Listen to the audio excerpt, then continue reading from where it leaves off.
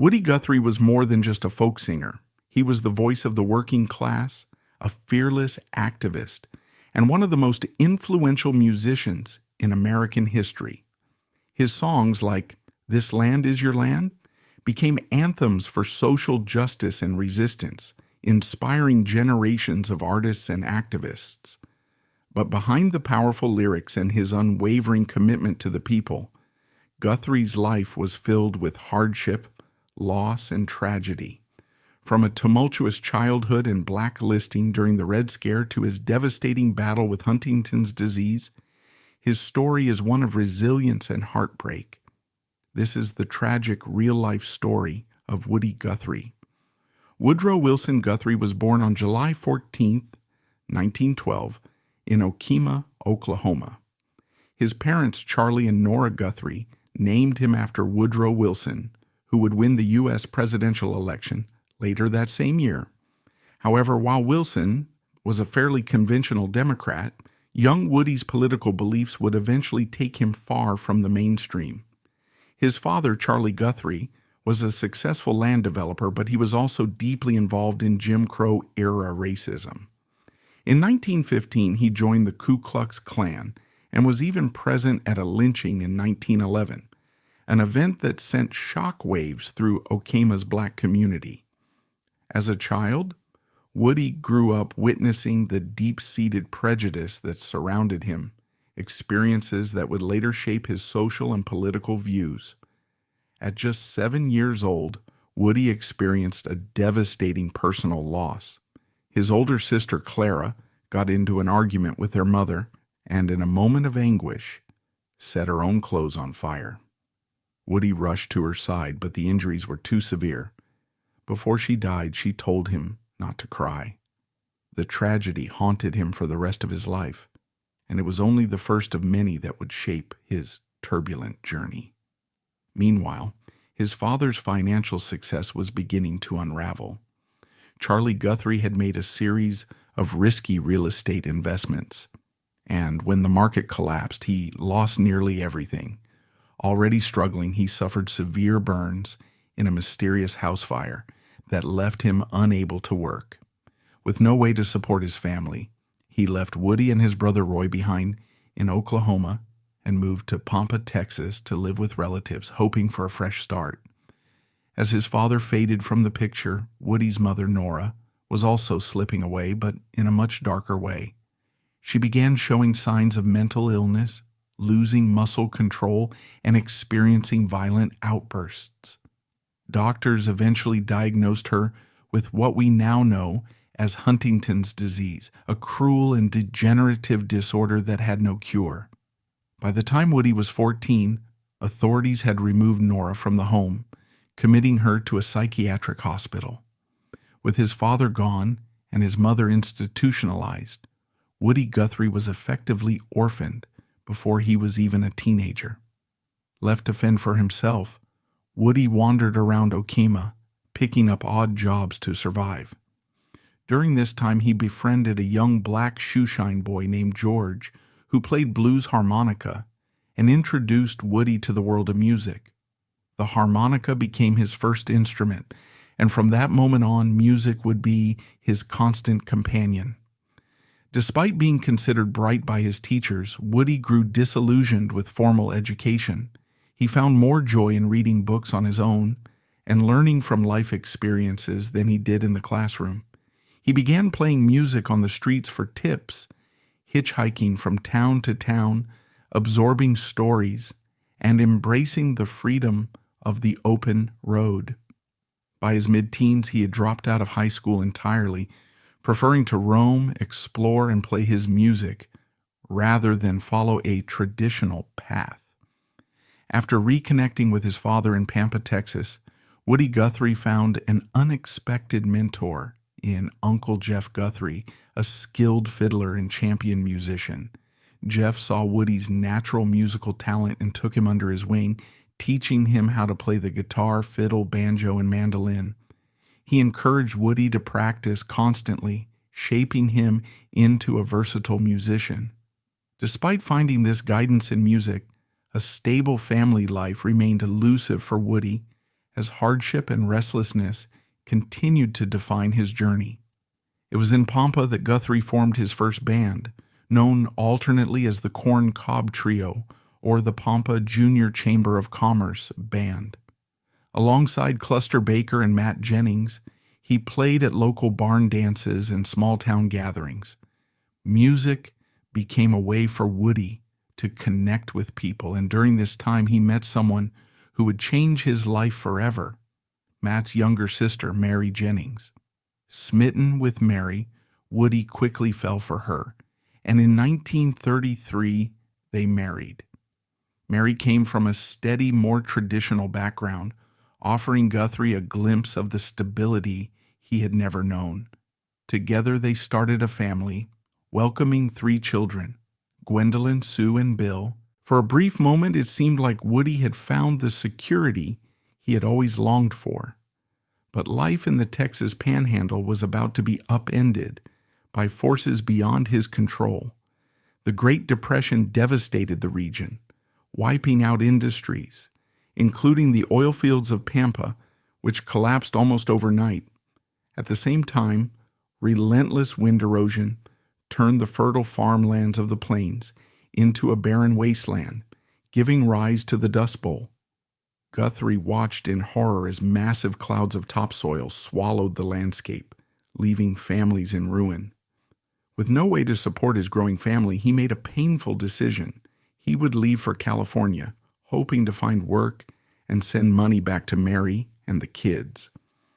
Hitchhiking along Route 66, Guthrie traveled from town to town, taking odd jobs wherever he could, painting signs, playing music in saloons, and busking for change.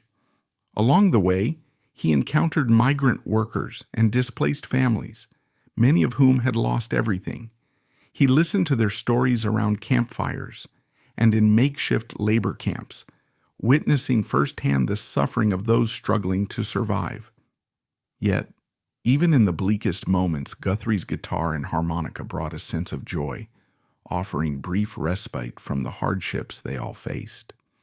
As Guthrie wandered west, these experiences began to shape his music. He started composing his own songs, writing about what he saw and the people he met. His early ballads captured the desperation of Dust Bowl refugees, the heartbreak of losing one's home, and the resilience of those who kept pushing forward. While his lyrics spoke of suffering, they were also laced with humor and wit, reflecting the defiant spirit of the working class. One of his breakthrough songs, Pretty Boy Floyd, was particularly bold. In it, Guthrie portrayed the infamous bank robber as a Robin Hood-like figure, suggesting that, while Floyd may have stolen from banks, the banks themselves were guilty of throwing families off their land. He posed a radical question: who were the real criminals, the outlaws or the institutions that exploited the poor? It was a provocative stance that showcased Guthrie's growing political consciousness. Although Woody Guthrie sympathized with leftist causes, he never officially joined the Communist Party, USA. Fiercely independent, he refused to let any political group define him. However, his beliefs aligned closely with socialist ideals, and he regularly performed at union halls, picket lines, and worker strikes. To Guthrie, his music was his statement. He didn't need a party membership to prove his dedication to the struggles of the working class.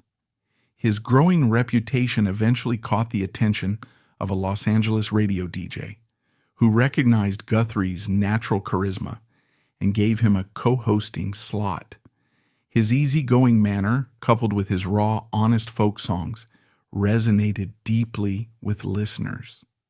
His radio success provided him with enough financial stability to send for Mary and their children, reuniting his family.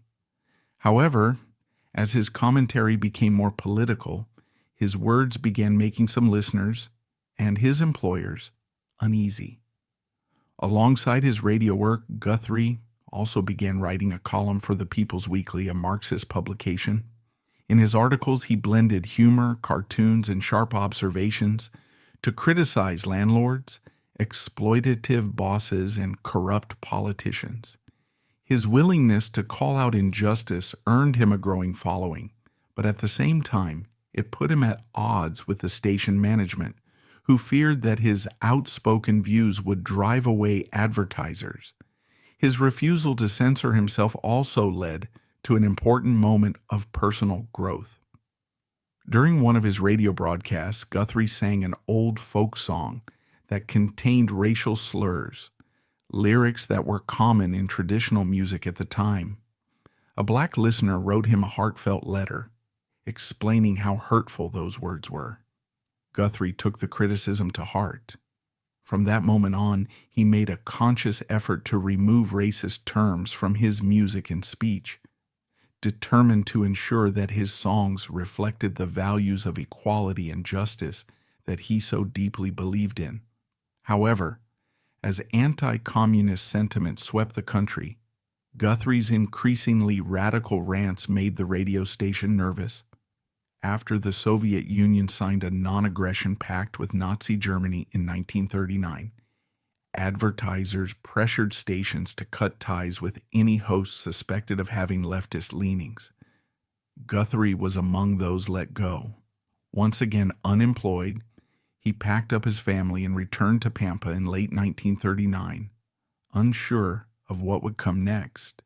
The long journey back in their worn-out '29 Chevy brought the family home, but Pampa no longer felt like home to Guthrie. He had made enemies in town due to his outspoken political views, and Mary grew frustrated with his inability to separate his music from activism. He felt lost, until letters from actor Will Geer began arriving from New York City, urging him to come east, where a vibrant folk music scene was taking shape. After weeks of uncertainty, Guthrie made a decision. He left for the East Coast, this time alone. When Guthrie arrived in New York, he found that his reputation had already preceded him. Billed as the Oklahoma cowboy, he quickly became a fixture in Greenwich Village's thriving folk and radical political circles. He was embraced by a community of musicians, poets, and left-wing intellectuals who saw in him something special, a voice of the common man, raw and unpolished, with songs that told the stories of the people history often ignored. New York was a new beginning, one that would transform Guthrie into a legend. At a union benefit concert, Woody Guthrie was introduced to Pete Seeger, a banjo player and folk singer whose passion for music and activism mirrored his own. The two immediately connected over their shared love of traditional folk songs and their commitment to progressive causes. Together, they performed at clubs, rallies, and labor gatherings, forging a partnership that would shape the future of American folk music for decades to come. In 1940, RCA Victor approached Guthrie with an opportunity to record an album of his Dust Bowl songs. The result was Dust Bowl Ballads, a haunting collection that captured the struggles of migrant workers, farmland foreclosures, and hard-won survival. The album was not only commercially successful, but it also became one of the earliest concept albums, linking each song around a central theme of displacement and resilience. Guthrie's music had always been deeply personal, but this album cemented his role as the voice of the working class. By the same year, Irving Berlin's patriotic anthem God Bless America, as performed by Kate Smith, was dominating the airwaves, but to Guthrie, the song rang hollow. He felt it ignored the realities of poverty and hardship he had seen firsthand, painting an overly romanticized picture of America. Each time he heard it on the radio, it grated on him. Frustrated, he decided to write his own response, one that acknowledged both the beauty of the land and the struggles of its people. His answer was, "This land is your land," a song that would later become one of America's most beloved folk anthems. Borrowing a melody from the Carter family, Guthrie wrote verses celebrating the country's landscapes, while subtly critiquing inequality. Ironically, he set the lyrics aside for a time, and the song wouldn't gain widespread recognition until years later. Meanwhile, Guthrie had more immediate battles to face. His left-wing views were increasingly making him a target. As anti-communist sentiment spread across the country, radio station owners and record labels became wary of his outspoken songs about class struggle and worker rights. His defiant attitude and refusal to censor himself led to yet another dismissal, this time from a short-lived radio show. Rather than compromise, Guthrie packed his bags once more and headed back to Texas. Returning to Pampa in late 1940, Guthrie found himself at a crossroads. His wife Mary was growing increasingly frustrated with his constant travel and his tendency to prioritize politics over financial stability. But the quiet life in Pampa only reinforced what Guthrie already knew. His future lay elsewhere. When he received an invitation to appear in a new stage production, he didn't hesitate. It was time to move again. His next opportunity took him west, where migrant labor activists invited him to narrate and perform music for a documentary about a dam project in Oregon. With his guitar in hand, Guthrie immersed himself in the Columbia River's vast and powerful landscape, drawing new inspiration for his songwriting. The job provided enough income for him to bring Mary and the children out to join him, but their reunion was short-lived.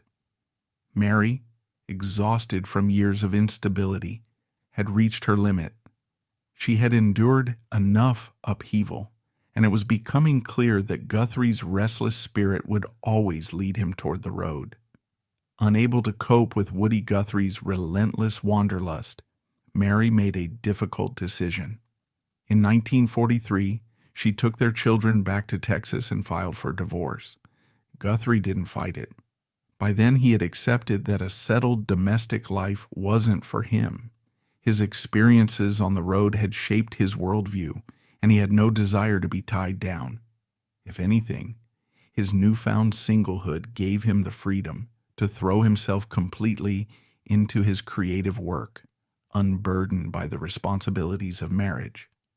In Los Angeles, Guthrie reunited with Pete Seeger, who had formed the Almanac Singers, a collective of rotating musicians who performed folk songs centered around union rights, racial equality, and anti-war activism. With his twangy voice and sharp, unfiltered lyrics, Guthrie quickly became a major voice within the group, drawing enthusiastic crowds in union halls and labor protests. However, as the world changed, so did America's stance on the war, and Guthrie was forced to rethink his own position. Initially, Guthrie had been staunchly anti-war, calling World War II a rich man's fight.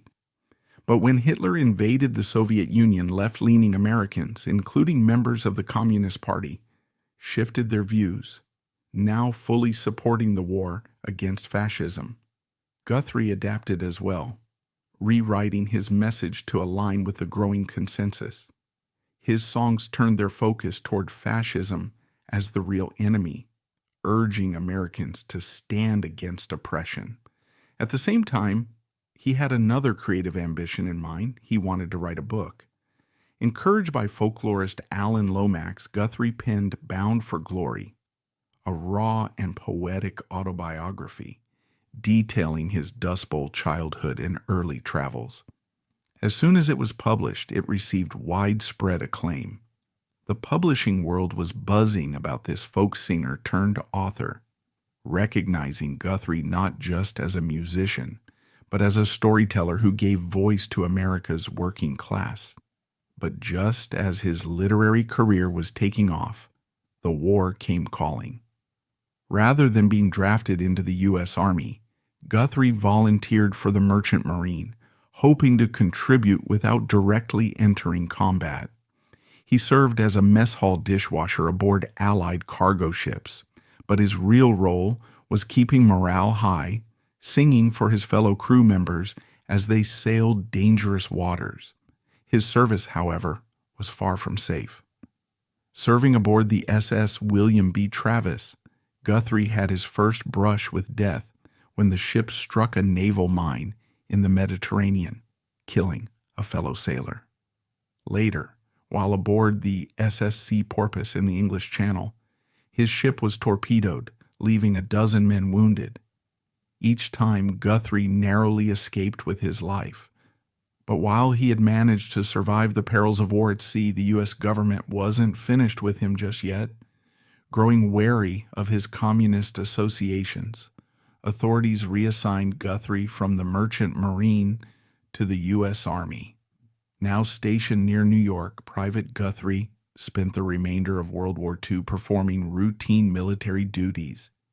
But even in uniform, his mind never stopped creating. He continued writing songs, filling notebooks with lyrics and ideas. While on furlough, Woody Guthrie met Marjorie Mazia, a talented dance teacher with a passion for the arts. Both were still legally married to other people, but their connection was immediate and undeniable. They soon moved in together in New York, embracing a shared bohemian lifestyle. In 1943, Marjorie gave birth to their first child, Kathy Ann, just as Guthrie received an invitation to record a new set of folk songs, his career and personal life evolving side by side. By this time, New York's folk music community had fully embraced Guthrie, affectionately calling him the Oklahoma Cowboy. He found himself surrounded by musicians, artists, and activists who admired his raw storytelling and populist message.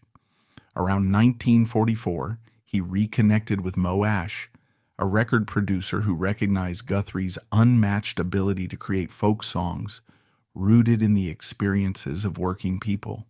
Over the next several years, Guthrie recorded hundreds of songs under Ash's Folkways label, capturing everything from protest anthems to children's tunes. One day in 1944, while digging through his old notes, Guthrie stumbled upon a song he had written back in 1940, a response to Irving Berlin's overly patriotic God Bless America.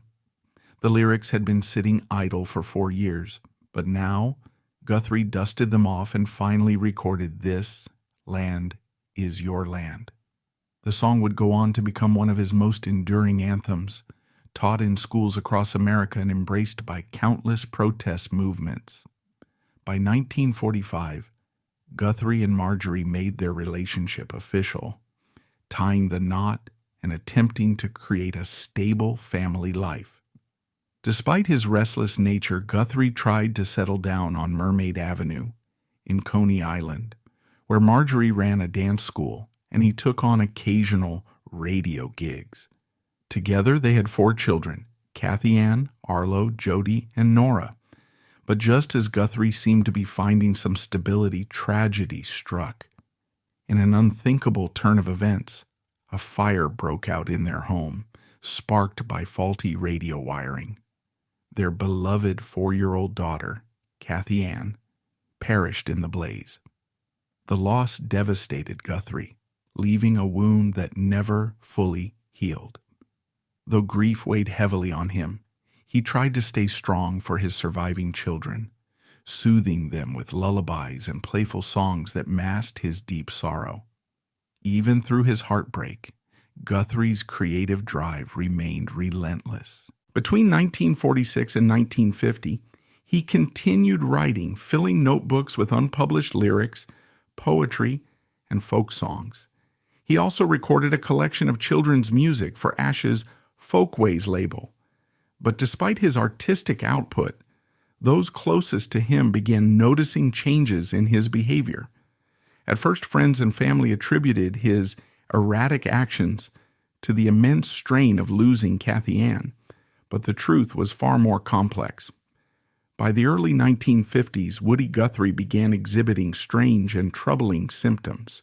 His moods became erratic, his memory unreliable, and his hands often trembled uncontrollably.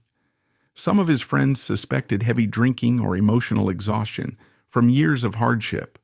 However, Marjorie noticed something more alarming.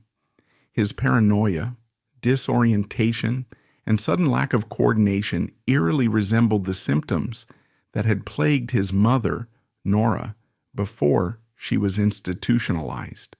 Concerned for his well-being, Marjorie sought medical help, and Guthrie underwent a series of psychiatric evaluations. Doctors speculated that he might be suffering from schizophrenia or alcohol-related dementia, but no diagnosis seemed to fully explain his deteriorating condition. Despite these setbacks, Guthrie continued pushing forward, performing at union benefits and recording children's music. Meanwhile, his family anxiously awaited answers. After years of uncertainty, doctors finally identified the root of his affliction: Huntington's disease, the same devastating neurodegenerative disorder that had claimed his mother's life.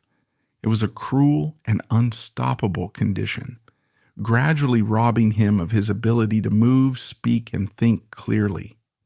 Guthrie now understood his fate. His body, and eventually his mind, would soon betray him completely. For Marjorie, caring for Guthrie while raising young children became an overwhelming task. By 1953, she made the painful decision to separate from him, recognizing that she could not provide the round-the-clock care he would soon require. Not wanting to burden his family, Guthrie drifted between the homes of relatives and old friends, his condition steadily worsening. Seeking refuge, he returned to California, where his longtime friend Will Geer offered him a place to stay. Geer, who had been blacklisted in Hollywood due to his leftist politics, had built a communal space for fellow blacklisted entertainers. There, Guthrie spent his days painting signs and strumming his guitar when his tremors allowed. Though his body was failing him, he found a brief spark of love once more in Anneke van Kirk, a young art student. In 1954, Woody Guthrie and Anneke van Kirk married while traveling. The couple soon welcomed a daughter, Lorena, and settled in Brooklyn, renting an apartment in Beach Haven, a complex owned by Fred Trump, the father of future President Donald Trump. It wasn't long before Guthrie became aware of Trump's discriminatory housing policies, which effectively barred black tenants from renting in the complex. Outraged, Guthrie wrote a series of protest lyrics condemning Old Man Trump for fostering segregation. However, by this time, Guthrie's health was failing rapidly, leaving him too weak to record or publicly perform the songs. Meanwhile, his past political affiliations continued to attract scrutiny. The FBI had been monitoring Guthrie for years due to his connections to leftist groups, and they checked in on him again in the mid-1950s. Notably, some of Guthrie's close friends were former soldiers from the Lincoln Brigade, a group of Americans who had fought against fascism in the Spanish Civil War. Because of the Cold War climate, the government suspected them of having pro-Soviet sympathies. Ultimately, after assessing Guthrie's deteriorating health, the FBI concluded that he was no longer a potential threat. As Huntington's disease progressed, Guthrie's condition became increasingly difficult to manage. His mood swings and physical decline made home life volatile, and Van Kirk, unable to cope with his illness, divorced him. She also made the heartbreaking decision to give Lorena up for adoption. Left alone, Guthrie spiraled further into isolation. Despite his worsening motor skills, he continued writing, filling notebooks with poetry and fragments of song lyrics, even when he could barely hold a pen. During this difficult time, his ex-wife Marjorie remained a source of stability. Though their romantic relationship had long since ended, she still cared deeply for him. On weekends, she welcomed him into her home, allowing him to spend time with their children. These brief visits gave Guthrie moments of comfort, even as his condition worsened.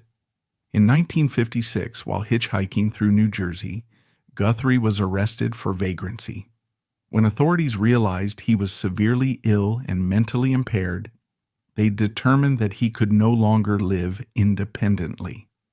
He was involuntarily committed to Greystone Park Psychiatric Hospital, a bleak institution where he spent the next. Despite his isolation, Guthrie was not forgotten. A new generation of folk musicians inspired by his work sought him out. Young artists, including Bob Dylan, made pilgrimages to visit him, paying tribute by playing his songs and soaking in his wisdom. Though Guthrie could no longer perform, his influence remained strong, and these visits ensured that his legacy would carry on through the voices of those he had inspired. In 1961, he was transferred to Brooklyn State Hospital, bringing him closer to Marjorie and their children. Although his cognitive abilities had sharply declined, he cherished each weekend pass, every letter he received, and the rare opportunities to reconnect with his family. Music, too, remained a part of his world. On occasion, friends and fellow musicians would gather to play. By 1965, Guthrie had grown even weaker. His speech had almost entirely faded, and he was confined to a wheelchair. Nurses recalled that, though he struggled to form words, he still recognized old friends, offering them faint smiles or humming along to familiar melodies. As Guthrie's condition worsened, his teenage son, Arlo Guthrie, was beginning to carve out his own path in folk music. Performing in New York clubs, Arlo started writing songs, including the one that would eventually define his career, Alice's Restaurant. Despite his father's advanced illness, Arlo later recalled that whenever he played certain songs, Guthrie would respond, tapping a rhythm or humming along. During occasional visits, Guthrie still offered guidance to the young musicians who sought him out, including Dylan. Though he could barely speak, his advice was simple but profound.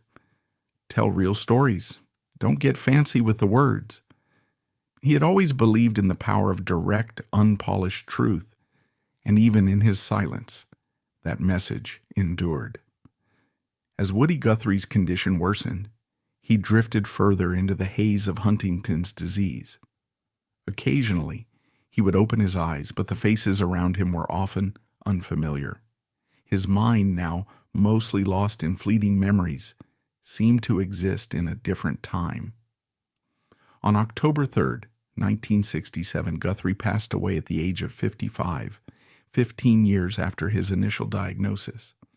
His life was marked by suffering, from political persecution to the devastating effects of Huntington's disease, which silenced one of the most prolific voices of his time.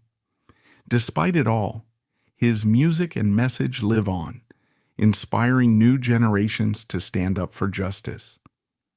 What are your thoughts on Woody Guthrie's incredible but tragic journey? Let us know in the comments, and if you love deep dives into the lives of legendary artists, don't forget to like, subscribe, and check out more stories of the figures who shaped history.